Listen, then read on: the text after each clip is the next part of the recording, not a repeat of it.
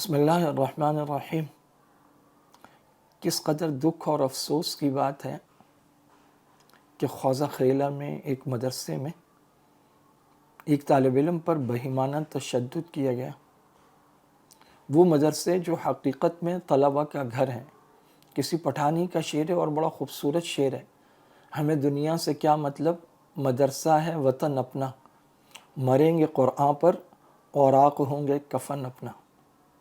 پٹھان مدارس کی شان ہے، اور پٹھان علاقوں میں تو ہر گلی میں مکتب اور مدرسہ ہے۔ وہ دعوت و تبلیغ ہو، وہ مدارس ہوں، وہ حضرت مفتی مختار الدین شاہ صاحب کی خانقاہ ہو، یا دیگر دینی سلسلے ہوں، ہر جگہ پٹھان جان ہے، شان ہے۔ ان علاقوں میں ایک مدرسے میں خوضہ خیلہ میں سوات کے قریب ایک طالب علم پر اس کی کسی غلطی کی وجہ سے سختی شروع ہوئی۔ پہلے تو اسے کان پکڑوا دیے، پھر آتے جاتے اسے محتمم صاحب کے بارے میں کہا جا رہا ہے کہ انہوں نے لاتیں ماری، ککیں ماری۔ پھر کوئی قاری بخت امین صاحب تھے، انہوں نے اس پر تشدد کیا، اس کو ڈنڈے سے مارا۔ یہ طالب علم کا بیان آپ دیکھیے، وہ کہہ رہا ہے کہ جی میں اس کے لیے پانی لے کے گیا، جب میں نے اس کو پانی دیا تو بس وہ پورا ہی ہو گیا۔ چھوٹا سا بچہ ہے، بمشکل 12-13 سال کا۔ 2 بجې په غوږونه نیولي وو. بیا کمرې ته بوتله اول یو قار چې به خونه لښتې بیا یې ماته کړه. کم کاري صاحب نوم ورسره وایه؟ بختي امین. بختي امین. ښه، بیا بیا څلور کسانه مو د نور ونیو. بیا مشر قار صاحب راغی مختیم. څه نوم یې دی؟ عمر فاروق. او دی دا ښه، هغه بیا راغی، بیا دا مې دنده کمره بنده کړه او د به غوږونه ونیو. وړو ته پاستر کړه وای نو چابک یې مات کو. غوږونه یې ونیولي، ماښام موږ د لږ ټیم وو. یہ کون درندے ہیں جو اس طرح بچوں کو مارتے ہیں؟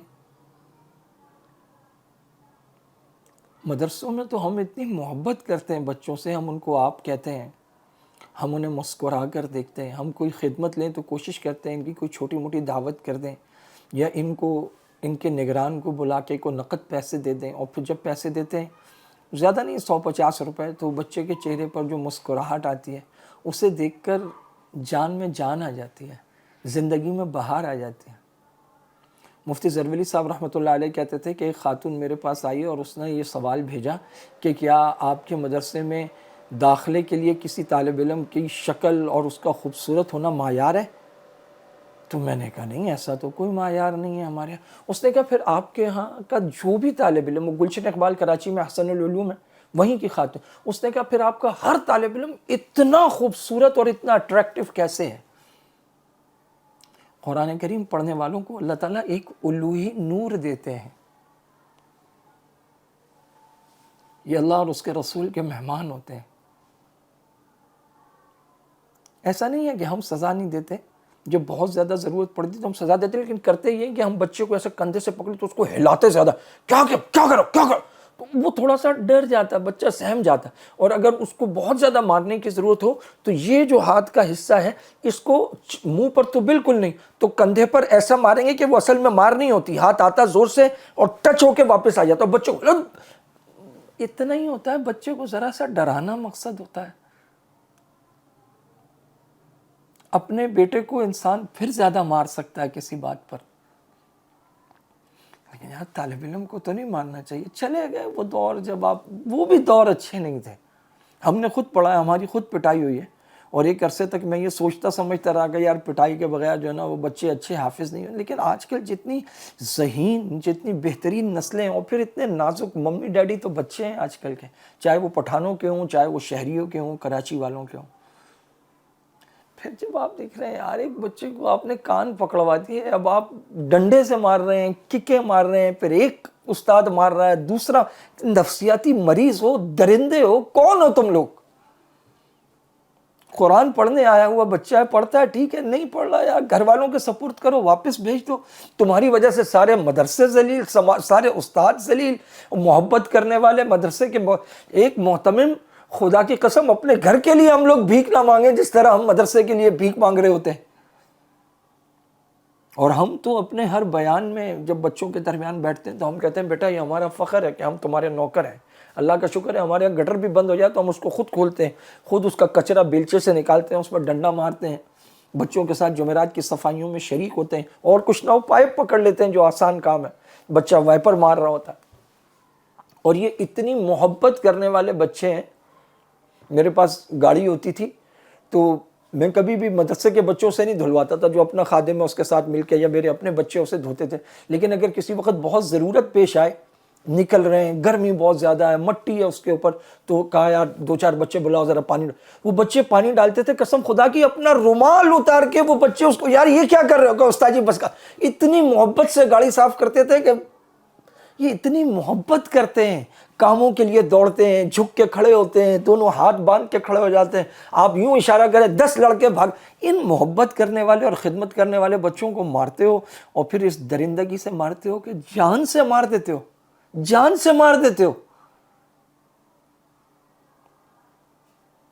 میں کیا بولوں، اپنے پیٹ سے آدمی کیا کپڑا اٹھائے. قسم خدا کی میرا دل چاہ رہا ہے میں کہوں کہ پھانسی دو ان کو سر عام چوک کے اوپر. درندے لوگ. اور نہیں رکھنا چاہیے. جو پڑھ کر آیا جس کو آپ استاد رکھ رہے ہیں اسے ڈائریکٹ کلاس نہ دیں، اسے کسی پرانے سینئر استاذ کے ساتھ بٹھائیں، بطور اسسٹنٹ آدھی تنخواہ دیں، بطور اسسٹنٹ بٹھائیں، وہ سبقیاں اور منزل سنیں اور استاذ سے اس کام کو سیکھتا رہے. اور پھر کسی وقت استاذ چھٹی پر ہے، نہیں ہے، یا 11:30 چھٹی ہوتی ہے تو 10 بجے استاذ اٹھ کے آ جائے، 1.5 گھنٹہ حوالہ کرے، اس پہ نظر رکھی جائے. ہر دارالقرآن میں کیمرے اب بڑے سستے ہو گئے، کیمرے لگانے چاہیے، ریکارڈنگ کرنی چاہیے. یہ کون سی سزا ہوتی ہے کہ آپ اٹھا کے محتمم کے آفس لے گئے اور ظہر کے وقت سے جو آپ نے مارنا شروع کیا، عصر کا وقت ہو گیا اور اس کو کبھی کان پکڑا رہے ہیں، کبھی ککے مار رہے ہیں، کبھی ڈنڈے سے مار رہے ہیں. اور یہ آپ سنیں یہ لڑکا کیا کہہ رہا ہے پشتو میں، یہ کہہ رہا ہے اتنا مارا کہ ڈنڈا ٹوٹ گیا. بالکل جو نو آموز لوگ ہیں ان کو ڈائریکٹ کلاس نہ دی جائے، کسی سینئر کے ساتھ بٹھا کر ٹرینڈ کیا جائے.